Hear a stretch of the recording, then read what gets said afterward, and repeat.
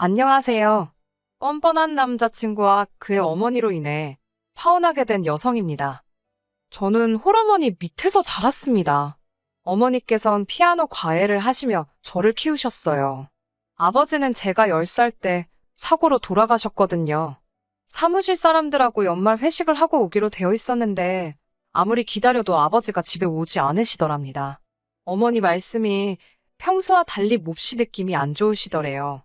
그리고 새벽동이 틀 때쯤 경찰로부터 연락을 받으셨지요. 남편이 교통사고가 나서 지금 병원에 있는데 상황이 좋지 않으니 빨리 오라고요. 어머니는 그때도 설마 그게 마지막일 거라곤 생각하지 못하셨답니다. 그래서 절 데려가지 않으셨대요. 하지만 아버지는 결국 일어나지 못하셨고요. 운전자 말에 의하면 술에 취한 아버지가 도로가에 누워 있었답니다. 게다가 실제로 아버지와 같이 일하던 몇몇 직원들이 아버지가 맥주를 드시는 걸 봤다고 증언하면서 상황은 운전자에게 유리해졌지요. 무엇보다 벌써 20년도 넘은 이야기입니다. 그때는 지금처럼 시스템이 잘 갖춰져 있지 않았기 때문에 정확히 어떻게 된 상황인지 알기가 어려웠어요. 상황이 억울했지만 어머니 말씀이 거기에만 매달려 있을 수가 없으셨답니다. 갑자기 아버지가 돌아가셨으니 먹고 사는 걱정이 더 컸다고요. 결국 어머니께선 피아노 과외를 그만두셨고 외할아버지의 도움으로 작은 호프집을 여셨습니다.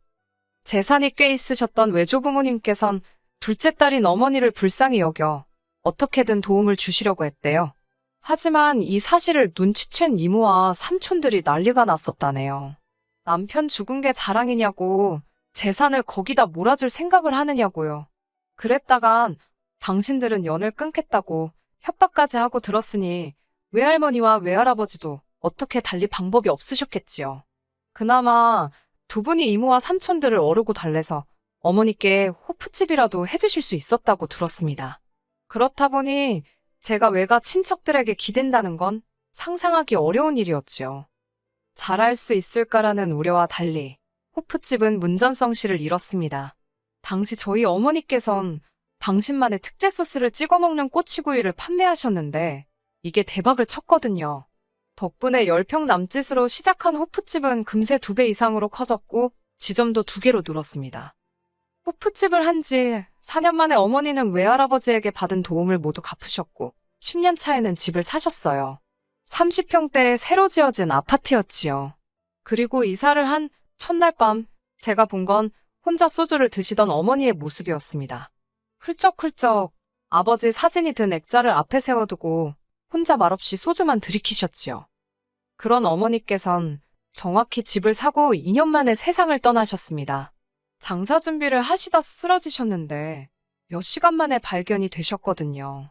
손도 못 써보고 그렇게 보내드렸습니다. 제 나이 22살이었고 그렇게 완전히 혼자가 되었지요. 물론 외할아버지와 외할머니께선 이딱한 것을 어쩌냐며 이젠 당신들이 제 부모가 되시겠다 했지만 극구 사양했습니다. 저도 어엿한 성인이었고 무엇보다 이모나 삼촌들에게 시달릴 걸 생각하니 차라리 혼자가 낫지 싶었거든요. 하지만 그때부터 저는 우울증을 앓게 되었습니다. 제 발로 병원에도 가고 했지만 별로 도움이 되는 것 같지 않았어요. 어머니가 운영하시던 가게에는 발도 들이기 싫더군요.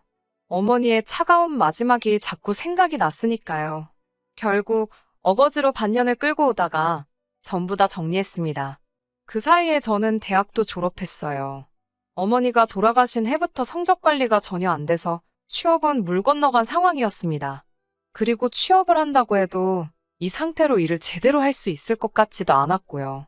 고민 끝에 어머니 가게를 정리한 돈으로 작은 카페를 열었습니다. 하지만 제 우울증 증상은 도통 나아지질 않았고 친구들은 이런 저를 딱하게 여겼습니다. 그러던 어느 날 한 친구가 저에게 술이나 마시자고 연락을 해왔더라고요. 어머니까지 돌아가신 이후로 사실 종종 혼술을 마시곤 했습니다만 결국엔 외로움만 더 커지더라고요. 그래서 술을 멀리하던 중이었는데 친구 말로는 여럿이서 마시면 좀 다를 거랍니다. 사실 그 무렵에는 제 우울증이 정점에 이르던 시기였습니다. 어떻게든 혼자 있는 시간을 피하려고 노력하던 때였지요. 그래서 나가게 된 자리였습니다. 저를 포함한 5명이 있었는데 그중 유난히 한 사람이 저에게 관심을 표현했습니다. 지금의 제 남자친구였어요. 남자친구는 저보다 8살이 많았고 그래서인지 또래들과 달리 어른스러운 사람 같았네요. 술자리 이후로 2~3번 더 만나면서 데이트를 하게 되었고 한동안 느끼지 못했던 즐거움이라던가 행복함을 잠깐씩이나마 느낄 수 있었어요. 술자리를 주선했던 친구도 좋은 집안에 능력 있는 오빠라며 잘 만나보라고 저를 부추겼습니다. 저희는 얼마 지나지 않아 사귀는 사이가 되었고 솔직히 털어놓자면 저는 많은 부분을 남자친구에게 의지했습니다. 남자친구의 부모님은 2분 다 교육자셨고 남자친구는 중견기업 인사팀에 근무하고 있었어요. 부모님의 교육자라서 그런지 남자친구의 말투는 늘 뭔가 저를 가르치려는 듯 했습니다. 또한 회사 일은 어찌나 바쁘던지 걸핏하면 연락이 되지 않았는데 그 점은 저를 정말 미치게 했습니다. 그럴 때면 자꾸 돌아가신 부모님 생각이 났거든요. 연애 초반에 이미 남자친구에게 제 사연을 허심탄회하게 털어놓았는데도 남자친구는 도통 그 버릇을 고치지 못했습니다. 그렇다 보니 한 달에 1~2번은 꼭 싸우게 되었지요. 그럴 때마다 남자친구는 저에게 헤어지자고 말했고 지금 돌이켜보면 참으로 후회스럽습니다만 저는 남자친구를 붙잡았네요. 그렇게 사귄 지 2년이 되어갈 무렵 남자친구가 저에게 프로포즈를 해왔습니다. 솔직히 왜 결혼하자는 이야기를 안 할까 싶어서 노심초사하고 있었기에 남자친구의 프로포즈가 얼마나 반갑고 기뻤는지 몰라요. 저는 2번 생각지도 않고 그 프로포즈를 받아들였지요. 말 그대로 감격에 눈물을 흘리면서 말이에요. 그리고 2주가 지난 뒤 어머님 아버님께 인사를 드리러 가게 되었습니다. 첫인상은 평범하신 분들이었어요. 2분 다 교육자셔서 그런지 말투도 교양 있고 제가 불편할 법한 이야기는 하지 않으시더라고요. 그러다 저희 부모님 이야기가 나왔습니다. 저는 솔직히 당연히 알고 계실 줄 알았는데 2분 다 표정이 전혀 모르시는 눈치더라고요. 힘들었지만 제 입으로 2분 다 안 계시단 이야기를 전해야만 했지요. 그런데 그때부터 뭐랄까요? 공기가 달라졌다고 할까요? 아버님은 그래도 떨떠름한 표정이시긴 했어도 몇 마디 더 걸어주셨지만 어머님은 아예 저를 쳐다도 안 보시더라고요. 그렇게 인사를 드리고 나오는데 참 서러웠습니다. 남자친구도 눈치를 챘는지 어머님께서 아마 당황하셨을 거고 동시에 제가 안쓰러워서 표정 관리를 못하신 걸 거라며 저더러 자격지심이랍니다. 왜 그렇게 부정적으로 받아들이냐고 저에게 너무 나쁜 쪽으로만 생각하지 말라고요. 이후로 얼마 뒤 평소처럼 카페에서 일을 하고 있는데 남자친구가 말도 없이 어머님을 모시고 왔더라고요. 남자친구 딴에는 제가 그래도 경제력이 있다는 걸 보여주고 싶었던 모양입니다. 하지만 손님들도 제법 있었고 어머님께만 신경을 써드릴 상황이 못 되었어요. 1시간쯤 지나 손님들이 어느 정도 빠지고 나서야 대화를 나눌 수 있었지요. 어머님께서 장사는 잘 되냐고 물어보시면서 저희 어머니가 돌아가실 때 제 앞으로 뭐 남겨놓으신 재산 같은 건 없냐고 단도직입적으로 물어보시더라고요. 아직 남자친구에게도 제대로 말한 적 없던 이야기라 대충 얼버무려서 상황을 넘겨야 했습니다. 사실 남자친구도 저에게 비슷한 질문을 몇 번인가 한 적이 있었습니다. 카페는 무슨 돈으로 차린 거냐? 지금 사는 집은 전세냐 월세냐? 카페 하면서 얼마나 버냐? 솔직히 결혼 이야기가 오가기 전에는 어찌 보면 민감한 부분이라 말하지 않았었고요. 결혼 이야기가 나온 뒤로는 갑자기 재산 이야기를 하는 것도 웃겨서 타이밍을 재고 있었달까요? 그런데 어머님께서 먼저 그런 질문을 하시니 당황스러워서 말이 잘 안 나오더라고요. 그래서 의도치 않게 얼버무리게 되었지요. 그런데 제 대답이 어머님께 탐탁치 못했던 모양입니다. 다시 저에게 한마디도 하지 않으셨으니까요. 이후로 한 달쯤 지난 추석이었습니다. 남자친구 집은 1년에 6번 제사를 지낸다고 들었거든요. 어찌됐건 결혼하겠다고 인사도 드린 상황이고 명절에 혼자 집에 있는 것도 내키지 않았습니다. 그런 제 마음을 안 건지 남자친구가 이번 추석에는 어머님 좀 도와드릴 수 있겠냐고 묻더라고요. 다른 여자들은 어떻게 생각할지 몰라도 저는 남자친구의 제안이 고마웠습니다. 저는 흔쾌히 좋다고 했어요. 그리고는 추석 전날부터 가게 문 닫고 남자친구 본가에 머물면서 시장 가서 장 보는 것부터 청소까지 하루 종일 꼬박 도와드렸지요. 아버님께서는 어머님더러 당신 아주 며느리 복이 있는가 보다고 저에게도 기특하다, 장하다, 요즘 애들 같지 않다며 싱글벙글 좋아하셨습니다. 청소까지 마치고 나니 어느덧 밤 10시가 다 되었고 손님방에서 자게 되었어요.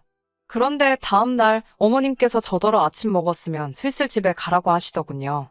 솔직히 서운한 마음이 들기 전에 당황스러웠습니다. 당연히 명절을 같이 보낼 줄 알았고 친척분들한테 인사도 드리겠거니 생각했거든요. 하지만 어머님께선 사람 일이 어찌 될 줄 알고 결혼도 안 했는데 인사를 하냐며 어른들이 흉본다고 하시더라고요. 서럽고 구차한 마음에 결국 제가 먼저 인사드리고 나왔습니다. 남자친구도 따라 나오지는 않고 현관 앞에서 조심히 가라고 하더라고요. 남자친구의 입장을 이해 못하는 것도 아니었고 어머님의 말씀도 무슨 의미인지 알아는 들었지만 참 서글펐네요. 게다가 생각지도 못한 문제가 또 저를 기다리고 있었습니다. 그건 바로 남자친구의 재정 상황이었어요. 나이도 저보다 8살이나 많았고 성실하게 직장 생활을 하고 있었으니 당연히 어느 정도 모아둔 돈도 있을 거라고 짐작했지요. 하지만 남자친구 말이 저와 만나는 동안 여기저기 투자를 하면서 생각지 못한 손해를 많이 봤답니다. 저를 행복하게 해주려다 그랬다나요? 어이가 없어서 정확히 그래서 얼마가 남았냐 물으니 4천만 원이 전부라 했습니다. 제가 실망한 표정을 감추지 못하자 너는 얼마나 모았냐고 속물이냐면서 표정이 그게 뭐냐고 짜증을 내더라고요. 어찌됐건 남자친구가 결혼 상대였으니 계속 숨기기도 그래서 저는 고민 끝에 제 앞으로 아파트가 있다고 말했습니다. 어머니가 떠나신 이후로 계속 빈집 상태로 있던 곳이지요. 곳곳에 어머니와의 추억이 깃든 그 큰 집에서 혼자 있자니 부모님 생각도 너무 많이 나고 그럴수록 점점 더 우울해지더라고요. 그래서 팔찌도 새를 주지도 않고 비워둔 상태였어요. 하지만 결혼을 앞둔 마당에 더는 숨기면 안 되겠다 싶었습니다. 그래서 아파트뿐만 아니라 그 밖에 대략적인 재정 상황을 털어놓았어요. 제 이야기를 들은 남자친구는 얼굴에 화색이 돌더군요. 지금까지 그 이야기를 왜 안 했냐며 저더러 맹출합니다. 저는 혹시나 남자친구가 쓸데없는 생각이라도 할까 싶어 미리 그 아파트는 팔지 않을 거라고 확실히 못을 박았어요. 정리할 생각도 없고 마음의 준비도 안 되었다고요. 남자친구는 누가 언제 그 아파트 팔자고 했냐며 걱정 말라 했고요. 그리고 며칠 뒤, 그러니까 지금으로부터 2주 전 주말에 있었던 일이에요. 카페 휴일이라 모처럼 집에서 쉬고 있는데 남자친구가 전화를 걸어왔어요. 어머님께서 병원 진료 때문에 서울에 올라오셨는데 저더러 좀 태우러 와달라더군요. 전화기 너머로 들으니 어머님이 바로 옆에 계신 것 같아서 싫다 소리를 못했지요. 그렇게 어머님과 남자친구가 있는 병원으로 차를 끌고 갔습니다. 두 사람을 태우고 어디로 갈 거냐 물으니 어머님께선 갑자기 제가 물려받았다는 그 아파트에 한번 가보자입니다. 떨떠름하기도 했고 일단 점심은 어쩌시냐고 물으니 아파트만 봐도 배가 부를 것 같다면서 아파트로 가라셨습니다. 어머님께선 전과 달리 저에게 계속 말을 거셨습니다. 이런저런 질문도 하셨고 그러다 물려받은 재산이 얼마나 되는지 물어보시더라고요. 저는 얼떨결에 대답을 했고 어머님께선 남자친구와 마찬가지로 왜 진작에 이야기하지 않았냐며 돌아가신 저희 부모님이 저를 많이 사랑하셨던 모양이랍니다. 그 말이 왠지 제 귀에는 곱게 들리지가 않았지만요. 그렇게 40분쯤 달려 아파트에 도착했습니다. 어머님께서 자꾸 들어가 보고 싶다고 하셨지만 제가 그건 싫다고 완곡하게 거절을 했어요. 그러자 어머님께선 의심스러운 눈초리로 확실히 제 집 맞냐입니다. 어이없는 질문에 짜증이 좀 났지만 어머니와의 추억도 있고 해서 아직 다른 사람을 드릴 마음의 준비가 안 되었다고 말씀드렸네요. 그러자 어머님께선 어차피 곧 우리 다 이 집에 들어와서 살 건데 아직도 그래서 어떡하냐입니다. 제가 당황스러워서 무슨 말씀이냐고 되물으려는데 남자친구가 제 말을 막으려는 듯 다른 주제를 꺼내더라고요. 찝찝했지만 일단은 대충 넘어가야만 했지요. 그리고 비로소 그 다음날이 되어서야 남자친구와 이야기를 나눌 수 있었습니다. 남자친구가 전화를 받자마자 제가 어제 그게 다 무슨 소리냐고 물었어요. 다 들어와서 산다는 건 무슨 소리며 내시라니. 그러자 남자친구가 자기가 제 점수 좀 따려고 제가 결혼하면 제 아파트에서 어머님 아버님을 모시고 살겠다 했다고 거짓말을 했답니다. 그러면서 이참에 한번 생각해 보래요. 멀쩡한 아파트를 두고 뭐하러 오피스텔 살면서 생돈을 버리냐고요.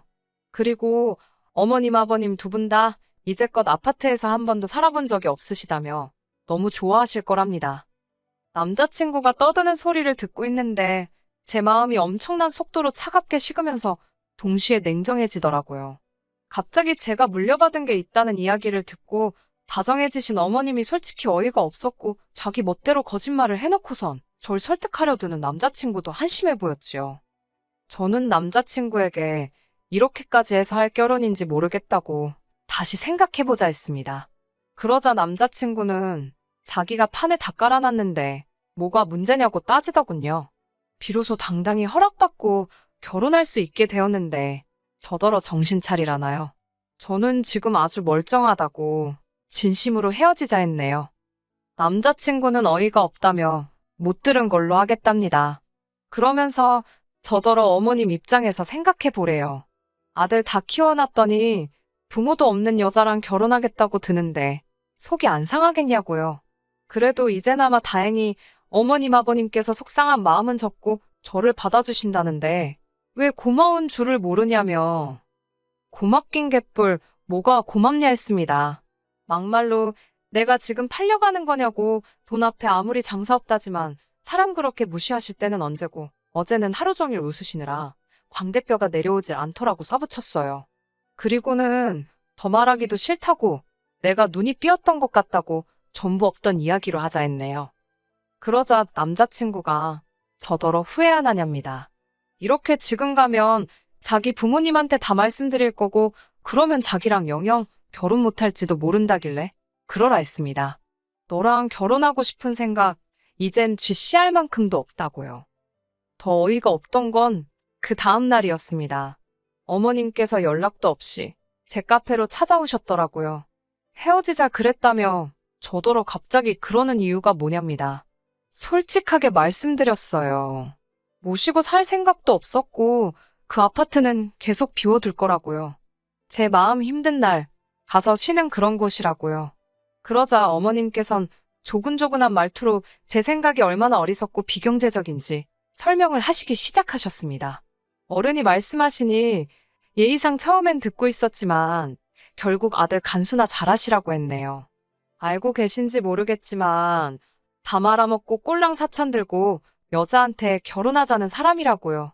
그 나이에 사천밖에 없으면서 젊은 여자 재산이나 탐내면 어떤 정신 나간 여자가 좋다고 하겠냐고 그동안 제 속에 있던 말이 저절로 튀어나가는 것 같았지요. 그리고 어머님도 교육자시라면서 인격 수양 좀 하시라 했습니다. 남의 돈 욕심내는 어머님 밑에서 학생들이 뭘 배우겠냐고 학생들이 불쌍하다고요. 그러자 어머님 얼굴이 울그락불그락 벌개지더니 절 한 대 치기라도 하시려는 듯 손을 올리셨어요. 저도 지지 않고 벌떡 일어서서는 남의 영업장에서 추태 부리지 말고 나가시라 했습니다. 이후로 남자친구로부터 몇 차례 연락이 왔습니다. 울었다 웃었다, 사랑한다 했다가 가만 안 둔다고 했다가 결국 지금은 잠잠해진 상황이에요. 헤어졌다는 사실을 받아들인 거겠지요? 흉흉한 세상이라 당분간은 몸조심하면서 지낼 생각입니다. 어떤 사람이건 간에 원래 눈 돌아가면 무슨 짓을 할지 모르잖아요. 카페도 당분간은 쉬면서 여행이라도 다녀올 생각입니다. 끝까지 들어주셔서 감사합니다. 오늘의 사연은 여기까지입니다. 구독과 좋아요, 알람 설정 부탁드리고 더 좋은 사연으로 다시 찾아뵙겠습니다. 감사합니다.